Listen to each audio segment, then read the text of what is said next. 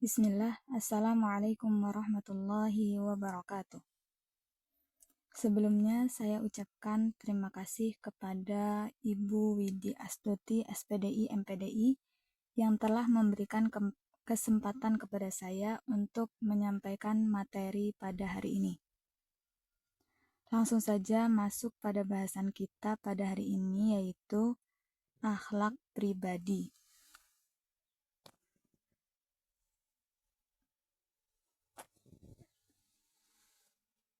Apa itu akhlak?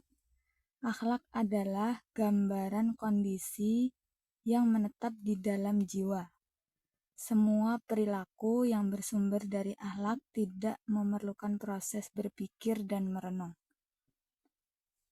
Perilaku baik yang berasal dari sumber jiwa disebut akhlak baik, dan perilaku buruk disebut akhlak yang buruk. Dalam kehidupan sehari-hari, manusia senantiasa melakukan berbagai aktivitas dan perbuatan yang merupakan perwujudan dari pola pikir itu sendiri. Nah, secara bahasa, akhlak berasal dari kata khulukun atau al-khuluk dari bahasa Arab yang berarti budi pekerti, perangai, tingkah laku atau tabiat. Sedangkan secara istilah yaitu sifat yang dimiliki seseorang telah melekat dan biasanya akan tercermin dari perilaku orang tersebut. Kenapa akhlak itu penting? Akhlak atau budi pekerti memiliki peranan penting dalam membangun suatu bangsa. Akhlak yang dimaksud adalah akhlakul karimah. Dengan memiliki akhlak yang baik, tentu seseorang tidak akan berani berbuat kerusakan. Akhlak yang baik akan menjadi benteng. Akhlak yang baik akan menjadi perisai atau pelindung dalam setiap langkah kehidupan. Sebagaimana hadis dari Abu Darda radhiyallahu anhu, Nabi Shallallahu alaihi wasallam bersabda yang artinya, tidak ada sesuatu pun yang lebih berat dalam timbangan seorang mukmin selain akhlak yang baik. Sungguh Allah membenci orang yang berkata keji dan kotor. Hadis riwayat Tirmidzi. Sudah sangat jelas sekali betapa pentingnya sebuah akhlak bagi seorang mukmin. Sampai-sampai orang yang berkata keji dan kotor, yaitu orang yang tidak menjaga akhlaknya, termasuk orang yang dibenci oleh Allah. Nah, dan akhlak ini terbagi menjadi dua macam, akhlak terpuji dan akhlak tercela. Yang pertama adalah akhlak terpuji, yaitu sabar dan tabah menghadapi gangguan. Yang dinamakan sabar adalah menahan diri untuk melaksanakan sesuatu yang sebenarnya tidak disenangi, atau siap mengemban sesuatu yang tidak disenanginya dengan penuh keridhaan dan pasrah kepada Allah. Selanjutnya, itsar atau mengutamakan orang lain. Ketika seorang muslim melihat ada kesempatan untuk berbuat itsar, maka ia mengutamakan dan mendahulukan orang lain daripada dirinya sendiri. Ada sebuah kisah yang pasti teman-teman udah pernah dengar kisah ini. Diriwayatkan oleh Bukhari dan Muslim bahwa Rasulullah Shallallahu alaihi wasallam pernah menjamu tamu, tapi keluarganya tidak memiliki sedikit pun makanan.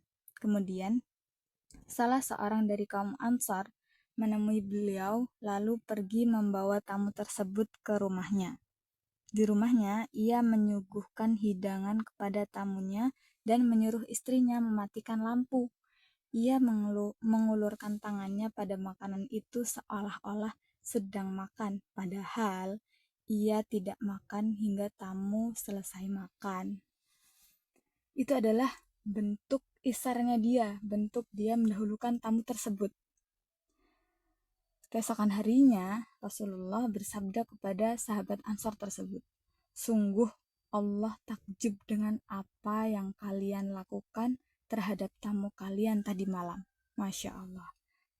Oke, selanjutnya jujur, adil, dan dermawan. Ketiganya ini termasuk akhlak yang terpuji dan yang seharusnya melekat pada diri seorang muslim. Selanjutnya, penyayang. Sifat penyayang adalah bagian dari akhlak yang baik, sebab sumber kasih sayang itu adalah kejernihan hati dan kebersihan jiwa. Yang kedua adalah akhlak tercela, yaitu zalim. Zalim atau aniaya. Zalim ini ada 3 macam. Zalim kepada Robnya, yaitu dengan mengkufurinya. Zalim kepada makhluk, yaitu dengan menyakiti mereka. Dan yang terakhir, zalim kepada diri sendiri, yaitu mengotori dirinya dengan noda-noda dosa, kejahatan, atau keburukan. Selanjutnya, hasad atau iri dengki. Hasad ini juga ada macamnya, ada 2 macam. Yang pertama, ketika seseorang menginginkan hilangnya kenikmatan orang lain agar dia juga bisa mendapatkannya. Dan yang kedua, seseorang menginginkan hilangnya kenikmatan dari orang lain meski ia belum bisa mendapatkannya. Keduanya ini sama-sama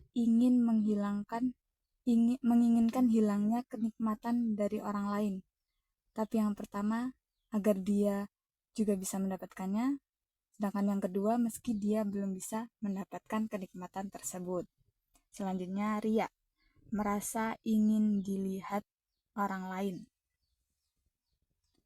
Contohnya, seseorang hamba menambahkan amal ketaatan ketika ia dipuji, tapi mengurangi atau bahkan meninggalkan ketika dicela. Contohnya lagi, giat beribadah ketika bersama orang banyak, tapi malas ketika ia sendirian. Selanjutnya, ujub atau bangga diri. Bangga dengan apa yang ia lakukan atau bangga dengan apa yang ia miliki. Ujub itu merasa lebih dari orang lain, lebih kaya, lebih bagus, lebih baik, dan lebih-lebih lainnya. Oke, selanjutnya faktor pembentukan akhlak. Faktor internalnya yaitu naluri. Naluri berarti ia melakukannya secara tidak sadar, secara nalurinya dia. Kemudian kebiasaan. Nah, sebut aja habit. Habit itu perbuatan yang selalu diulang-ulang. Makanya kita harus membuat habit atau kebiasaan yang baik. Nah, dengan kebiasaan ini lahirlah karakter. Kalau kebiasaannya baik, maka karakternya juga baik. Selanjutnya, keturunan. Perpindahan sifat-sifat tertentu dari orang tua kepada keturunannya disebut al-warosah atau warisan sifat. Makanya ada pepatah yang mengatakan, buah jatuh tak jauh dari pohonnya. Terus, hati nurani.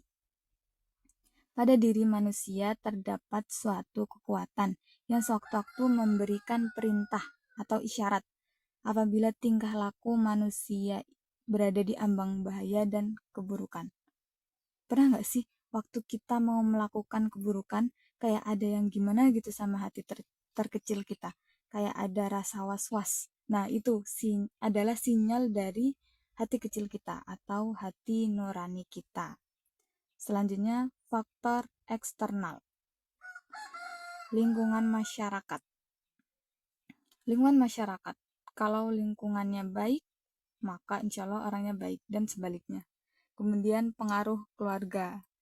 Setelah manusia lahir, maka akan terlihat dengan jelas fungsi keluarga dalam pendidikan, yaitu memberi pengalaman kepada anak, baik melalui penglihatan atau pembinaan. Keluarga yang melaksanakan pendidikan akan memberikan pengaruh yang besar dalam pembentukan akhlak. Selanjutnya, sekolah. Sekolah adalah pendidikan kedua setelah pendidikan keluarga, di mana dapat mempengaruhi akhlak anak. Dan yang terakhir, media sosial. Penggunaan media sosial tidak hanya memberi dampak positif saja, akan tetapi juga memberikan dampak yang negatif. Karena dengan media sosial, dengan mudahnya kita dapat mengakses berbagai informasi yang baik maupun yang buruk. Nah, kesimpulannya, akhlak pribadi sangat menentukan kualitas hidup seseorang. Setiap orang memiliki kewajiban untuk memperbaiki dan mengembangkan akhlaknya. Mungkin hanya ini yang dapat saya sampaikan. Banyak salah, saya mohon maaf. Jika ada pertanyaan, silahkan ditanyakan. Selagi saya bisa menjawab, akan saya jawab. Sekian. Wassalamualaikum warahmatullahi wabarakatuh.